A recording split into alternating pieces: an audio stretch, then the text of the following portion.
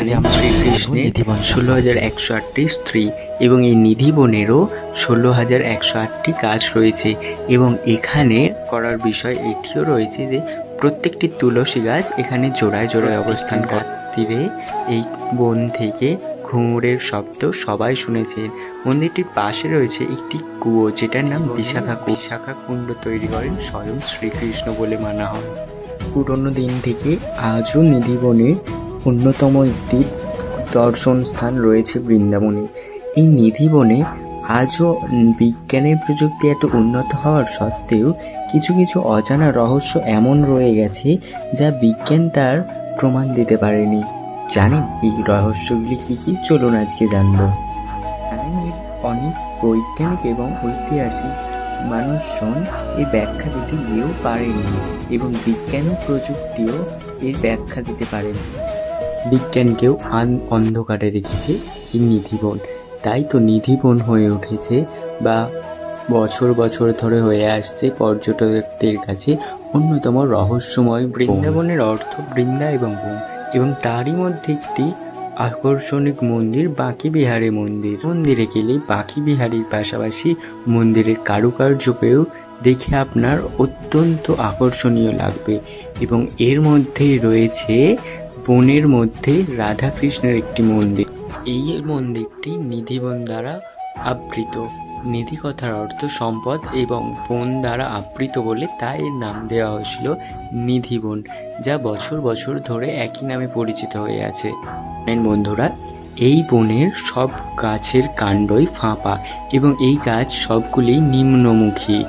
এই জঙ্গল এতই ঘন যে তার মধ্যে দিয়ে রাস্তা দেখা যায় না এবং এই মতো গাছ আর বৃন্দাবনের কোথাও নেই, শুধুমাত্র একমাত্র নিধিবনেই পাওয়া যায়। আশ্চর্যের বিষয় হচ্ছে এর পাশাপাশি বা এই সংলগ্ন অঞ্চলটি খুব রুক্ষ, কিন্তু তাও প্রত্যেক বছরের সব সময় এই গাছগুলো খুব ঘন সবুজ হয়ে থাকে। এটা খুবই আশ্চর্যের বিষয়। ঐতিহাসিক মতে মানা হয় এই গাছগুলি সব রাধাকৃষ্ণের এক একটি গোপিনী এবং যারা নিচের দিকে নিম্নমুখী মুখ হয়ে রয়েছে।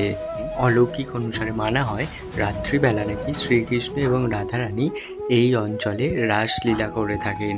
বন্ধুরা, এটি মানা হয় যে গোপিনীর সহস্র তারা জেগে ওঠেন রাত্রিবেলা।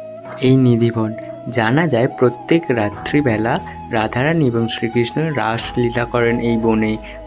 তখন নাকি ঘণ্টার ধ্বনি এবং সেই বন আলোকিত হয়ে ওঠে। নিধিবন সম্বন্ধে ব্যাখ্যা দিতে চেয়েছেন, কিন্তু তারা সকলেই ব্যর্থ হয়েছেন এই নিধিবন সম্পর্কে। তারাও মানেন কোনো এক অলৌকিক জিনিস হয় এই নিধিবনের রাত্রে। হিন্দু ধর্মে অনেক বহু তর্ক বিতর্কের মধ্যে প্রত্যেকটি মানুষ বিশ্বাস করেন যে আজও নাকি শ্রীকৃষ্ণ এবং রাধারানী এই নিধিবনে রাত হলেই নেমে আসেন গোপিনীদের সাথে। জানেন, অলৌকিক ঘটনা অনুসারে প্রত্যেক দিন সন্ধ্যা নামতেই নাকি এই মন্দিরের দরজা বন্ধ করে দেওয়া হয় এবং ভিতরে কাউকে প্রবেশ করতে দেওয়া হয় না। অলৌকিক অনুসরণে জানা মন্দির খুব পুনরায় খোলা হয় আবার পরের দিন সকালবেলা। এই মন্দির বন্ধর সময় পুজোতে লাড্ডু, চুড়ি, পান পাতা এবং ইত্যাদি নাকি জিনিস রেখে দেওয়া হয়। সন্ধ্যা হওয়ার সাথে সাথে এই বনের সমস্ত বানর, ময়ূর এবং অন্যান্য পশু পাখি এই বন ছেড়ে চলে যায়। যারা বসতি করেন তারাও এই বনের দিকের জানলা দরজা সন্ধ্যের পর বন্ধ করে দিয়ে থাকেন। পুনরায় খোলেন পরের দিন সকালে। রাত 10টার পর তো কেউ আসেও না এই মন্দিরে। মানে হয় 10টার পর নাকি তখনই শ্রীকৃষ্ণ আসেন এই অঞ্চলে। তবুও অনেকে বলেছে যারা কৌতূহল বশত ওখানে গিয়ে থেকেছে বা রাত্রি নিবাস করেছে চুপিসারে, তারা নাকি অনেকে পাগল বা কেউ উন্মত্ত, কারো হাত মাথা খারাপ বা কেউ মৃত্যুবরণ করেছেন, কেউই সুস্থ থাকেননি সেখানে।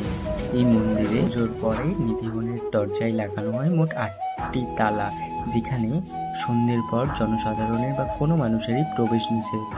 মন্দিরে কেউ প্রবেশ করতে পারেন না তখন, কিন্তু অলৌকিকভাবে জানা যায় প্রত্যেক দিন সকালে পরের দিন যখন মন্দির খোলা হয় তখন সেই লাড্ডু, পান বা ইত্যাদি যখন প্রসাদ দিয়ে সেটি রেখে দেওয়া হয়েছিল সেটি অর্ধেক খাওয়া অবস্থায় থাকে এবং দাঁতনগুলি ব্যবহার করা থাকে। এখানকার পুরোহিতরা বলেন এটা স্বয়ং ভগবান ছাড়া আর কেউই করতে পারেন না। ধন্যবাদ। তাহলে আজকের ভিডিওটি যদি ভালো লেগে থাকে অবশ্যই আমার চ্যানেলটিকে সাবস্ক্রাইব করে আমার পাশে থাকবেন।